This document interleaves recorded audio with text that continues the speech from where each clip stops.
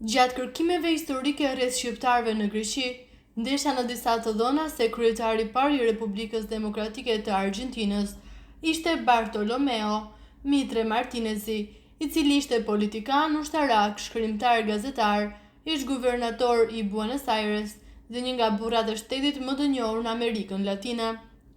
Sipas disa të dhënave, familja Mitre kishte ardhur në Argjentinë nga Venecia dhe kishte origjinë greke, por nga kërkimet e mia mësova se në të vërtetë origjina e familjes Mitre ishte nga Himara dhe stërnipi i tij, quhej Dimitër Mitropoulos. Shumë familje shqiptare të besimit ortodoks para shekullit 20, nga mungesa e një kishe ortodokse shqiptare, shkonin për të lutur në kishën ortodokse greke, e fëmijët e tyre ndiqnin shkollat greke, deklaroshin me origjinë greke në emigracion. Raste të tilla kemi plot gjatë shekujve të mëparshëm, por edhe sot.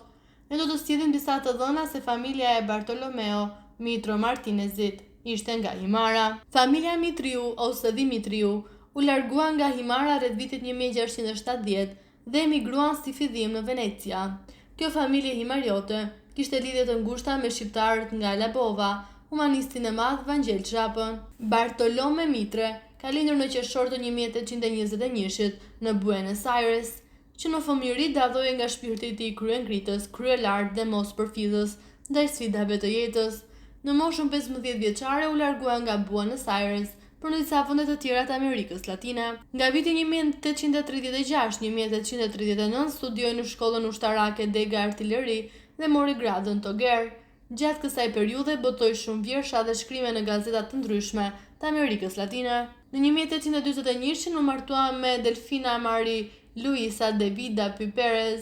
Nga kjo martesë ata patën 6 fëmijë, 2 vajza dhe 4 djem.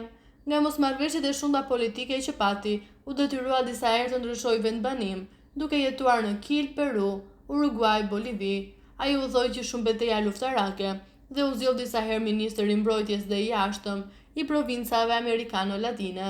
Dhe gjatë vitit të 1840, Bartolomeo u takua me arbëreshin Giuseppe Garibaldin, të cilën e adhuronte shumë. Në 1850 Mitre ne shohim kryeministër të jashtëm dhe të mbrojtjes së qeverisë provinciale të Buenos Aires dhe mëtej në 1860 guvernator i provincës të Buenos Aires deri në 1862. Në 12 tetor të 1962 ai u zgjodh kryetari i parë i Republikës Demokratike të Argjentinës dhe mbajti këtë postë deri më 12 tetor 1868.